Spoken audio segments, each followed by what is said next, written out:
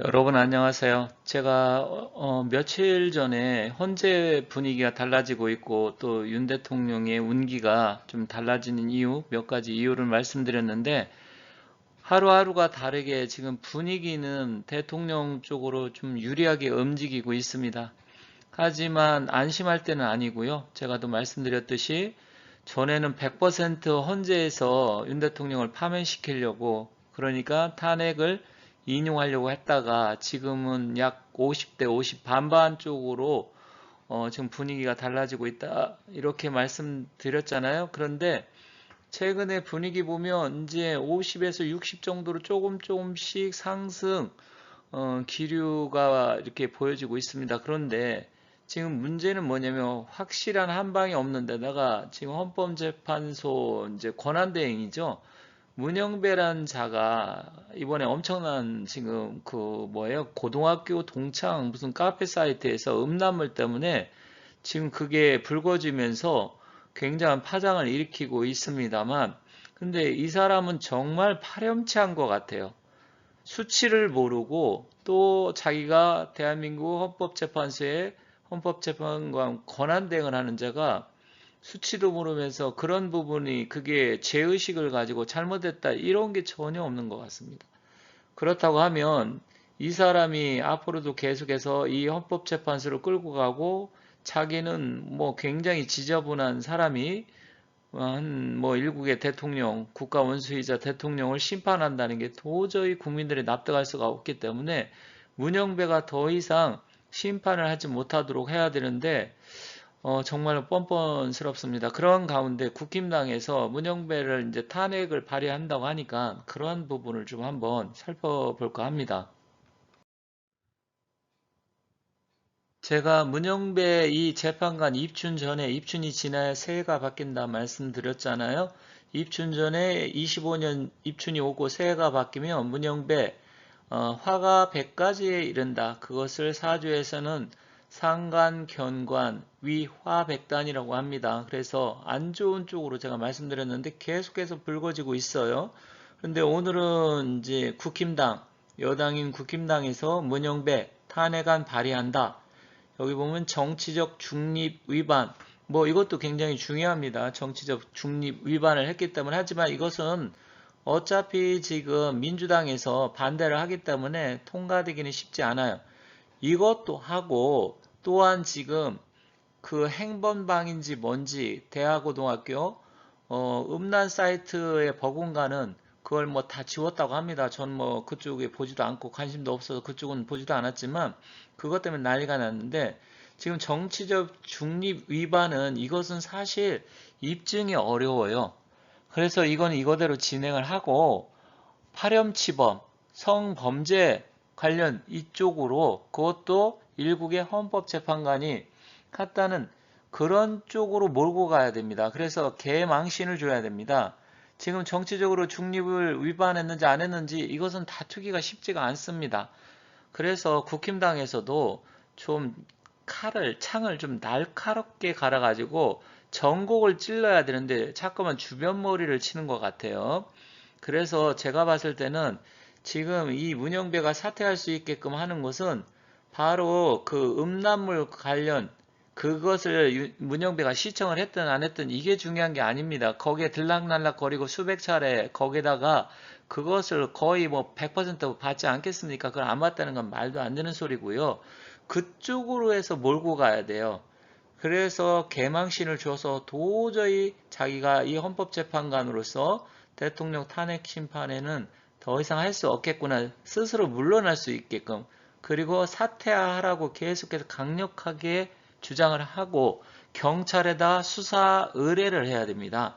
이렇게 해서 강력하게 나가야지 자꾸만 뭐 정치적 중립을 위반했느냐 안 했느냐 이런 지엽적인 이거는 되지도 않고요. 물론 실행은 해야 됩니다. 하지만 이게 쉽게 되는 일이 아니에요. 그래서 어찌됐건 현재 가장 강력한 것은 그 음란 사이트를 실제로 문영배가 댓글도 달았고 그걸 봤다 이쪽으로 몰고 가야 된다. 저는 이렇게 생각을 합니다. 지금 국힘의 일부 의원 같은 경우는 이제 문영배 사퇴해라, 음란물 게시, 이건 문영배 책임, 뭐 이렇게 해서 나왔는데, 일단은 이것을 강력하게 지금 밀어붙여야 됩니다. 그런데 이 파렴치범 문영배는 또 경찰에 지금 보면 뭐 이 사이트를 누가 해킹을 했다, 뭐 문자 협박을 했다, 뭐 이런 쪽으로 해서 또 수사를 의뢰를 했다고 합니다. 그런데 경찰은 바로 또 논란이 일자 수사를 착수를 했어요. 문영배가 원하는 것은 척척 들어줍니다. 그러면 이자가 지금 법을 위반을 했는지 안 했는지 그런 쪽으로, 또 실제로 위반을 했다면 뭐 현행보험까지는 아니겠지만 그런 부분을 해서 빨리 그쪽으로 수사를 해서 문영배가 받는지 안 받는지 그쪽으로 해야 됩니다. 문영배가 뭐 이쪽으로 해서 자기가 협박을 받았다, 아니면 해킹을 당했다, 이런 걸 수사해 주세요 하니까 바로 수사를 하지 말고요. 일단은 이자는 파렴치범이 뿐만 아니라 도저히 대한민국 판사로서 아니면 헌법재판관으로서 이자가 더군다나 일국의 대통령인 윤석열 대통령을 탄핵 심판에 앞장을 서갖고 주도한다? 이건 대한민국 망신입니다. 그리고 도대체 판사들은 뭐하는 인간들인지 모르겠습니다. 이 정도가 나오면 판사들 자체가 들고 일어나고, 여성단체에서도 들고 일어나고, 옛날 같았으면 여성단체에서도 난리가 났을 텐데, 어떻게 보면 이 좌파들은 이중성은 정말 치가 떨릴 정도로, 제가 그래서 사실 좌파들을 싫어합니다. 이 자들은 수치를 모르고요, 염치도 없고, 그리고 절대로 사과도 하지 않고 자기 편이면 모든 일을 다 눈 감아주고, 상대편이면 조금만 잘못된 것도 침수봉대에서 물어뜯고, 이래서 제가 정말 이 좌파들을 싫어합니다. 뭐 어떤 사람들은 요즘 뭐 좌파 우파 따지느냐 뭐 이렇게 말하는 사람도 있고, 보수 진보 따지느냐 말하는 사람도 있는데, 이념이라는 것은 그거는 다 누구나 있는 거예요. 좌파면 좌파적인 사상을 가졌을 것이고, 우파면 나라를 사랑하는 마음, 애국적인 마인드를 가졌을 것이고, 뭐 그런 거는, 사람의 이념이라는 것은 피보다도 더 진한 거잖아요. 그런데 그것을 따지면 프레임을 씌워가지고 뭐 극우네 아니네 어쩌고 저쩌고 하는데, 사실은 이 문제가 심각한 부분입니다. 심각한 부분이기도 하고, 대한민국 판사가 아무런 죄의식이 없이 이렇게 했다는 게 더 큰 문제가 돼요. 그러면 이런 자들이 다른 사람들은 너는 죄가 몇 년이고 대통령한테 당신은 헌법을 위반했으니까 파면시켜야 된다고 이따위 짓을 하고 있는데, 이게 국민으로서 납득이 가는 문제입니까? 절대로 납득이 가지 못하잖아요. 이것은 사실은 어떻게 보면 죄 이런 걸 떠나가지고 대한민국 판사로서는 도덕적으로, 윤리적으로 이건 도저히 있을 수가 없는 겁니다.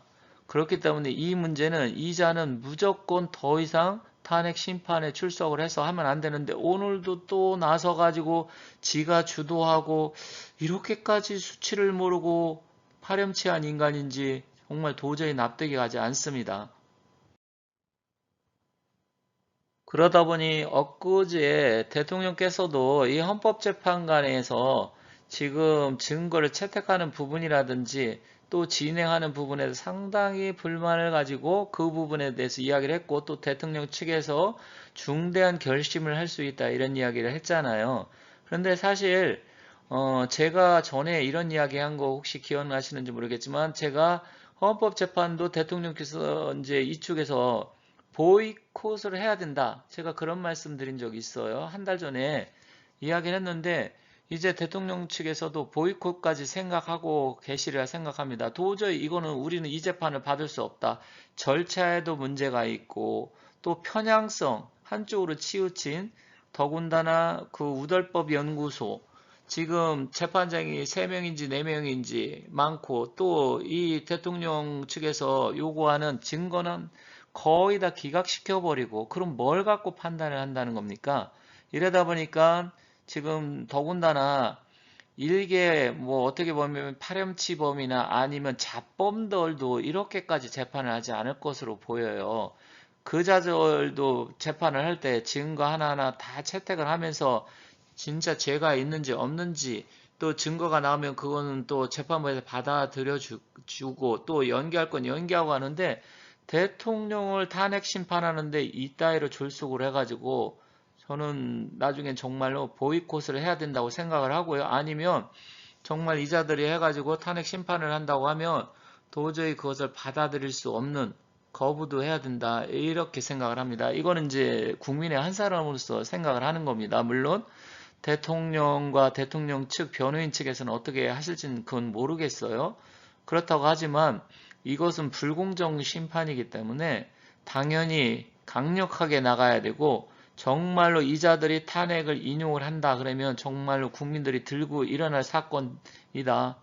1862년 임술련이었는데 임술련이 진주 밀란이 발생을 해서 전국적으로 다 퍼졌잖아요. 그때가 구은시대입니다. 지금이 구은시대인데 제가 또 전에 영상에도 그런 이야기를 했지만 전국적으로 구은시대에도 밀란이 일어났었어요. 그런데 지금이 구은시대고 더군다나 120년 전에 을사년에는 나라의 외교권이 빼앗겨서 일본에 다 넘어가기 시작을 했잖아요. 그러면 지금은 중공의 나라가 넘어가기 일보 직전입니다. 그렇기 때문에 여기서 더 이상은 국민들이 참지 않을 것이다. 이렇게 생각을 합니다. 그래서 대통령 측에서도 좀 강하게, 강력하게 이의를 제기하고 정말 안 되면 재판을 보이콧 해야 되지 않겠나 이렇게 생각을 합니다. 다행스러운 것은 입춘이 지나면서 대통령의 운기가 점점 좋아지고 있습니다. 지지율이 그런데 조금 아쉬운 게 50%에서 60%를 넘어야 되는데 최근에는 40% 후반에서 정체가 되어 있는 것으로 나오고 있고요. 어쨌든 3.1절 날 대단히 이제 집회가 이루어질 건데 그때 많은 분들이 나오셔야 된다고 생각을 하고요. 이제 이번 주말에 광주에서 집회가 있는데 거기에 최소한 대구만큼은 아니라고 하더라도 대구가 5만 2천 명 경찰 추산 AI 인공지능 15만 명인데 최소한 뭐 10만 명 가까이 모여야 대한민국이 들썩거리고 또 이 좌파 판사들도 아니면 민주당도 야 정말 이거 큰일 났구나 이러다가는 잘못하다가는 정말 자기들이 모두 다 휩쓸려 한순간에 다 나락으로 떨어질 수 있구나 이런 그런 부분에서 약간 뭐 공포심이라고 할까요? 그런 것을 심어줘야 된다. 그래서 광주의 집회가 굉장히 중요하다고 생각을 합니다.